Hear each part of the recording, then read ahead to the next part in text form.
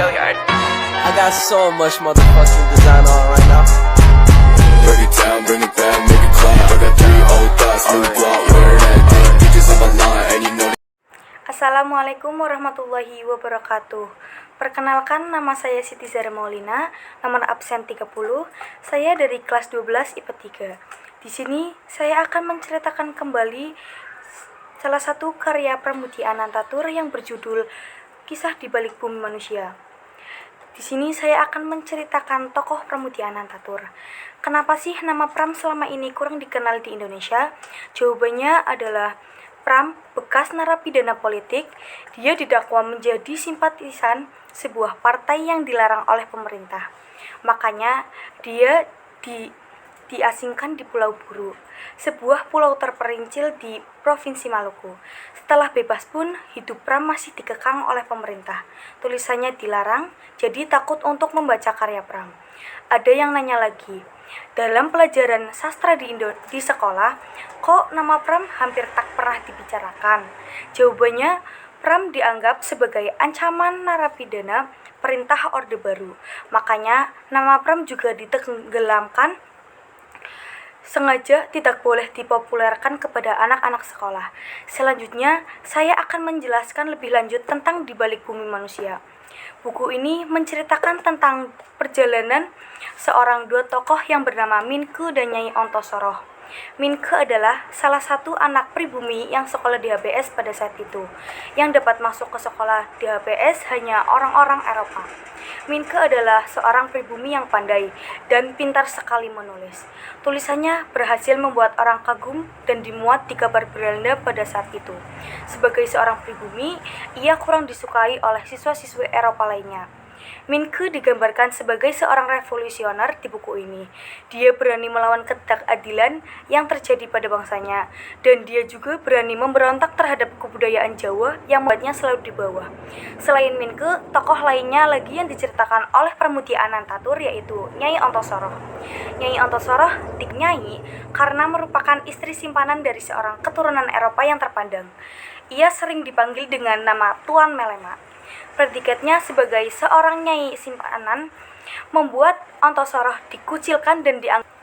Hal ini yang membuatnya Nyai Ontosoroh menderita dengan kondisi tersebut. Nyai Ontosoroh pun melawannya. Ia menunjukkan keteladanannya dalam arti yang positif supaya masyarakat lebih menghargainya. Caranya adalah dengan berupaya sekeras mungkin tanpa mengenal putus asa, hanya dengan belajar, dan belajar. Pernikahan Nyai Ontosoroh dengan Tuan Melema membuatnya membuahi seorang putri yang cantik. Ia bernama Anelis. Anelis ini pada akhirnya menikah dengan Minke. Kisah perjalanan hidup Pram, mengapa sih Pram dipenjara? Pram mengakui sendiri bahwa ia bergabung dengan Lekra semata demi perjuangan kemanusiaan, terutama keadilan bagi rakyat kecil. Masuknya ke Lekra malah memunculkan banyak kesulitan bagi Pram. Sejak saat itu, banyak penerbit yang tidak mau lagi menerbitkan buku Pram dan mengurangi pendapat ekonomi keluarganya. Aktivitas Pram di Lekra ini akhirnya membawa dirinya sebagai tahanan politik. Cara tokoh mengatasi kendala bagi Pram bercerita bisa untuk menghibur diri sekaligus menghapus kelelahan. Memang dasarnya pandai bercerita. Gaya Pram dalam bercerita mampu menarik minat teman-temannya untuk mendengarkan. Keteladanan yang dapat diambil dari tokoh adalah walaupun Pram ditahan, Pram selalu bercerita tentang kisah-kisahnya. Di mata teman-temannya, Pram adalah guru sekaligus sumber hiburan. Makanya teman-teman Pram dengan suka hati mengumpulkan kertas-kertas bekas lalu dipotong rapi dan diserahkan pada Pram. Kertas ini untuk bahan catatan bagi Pram yang jemarinya selalu gatal kalau tidak menulis. Yang terakhir ada Kesimpulan Bumi Manusia.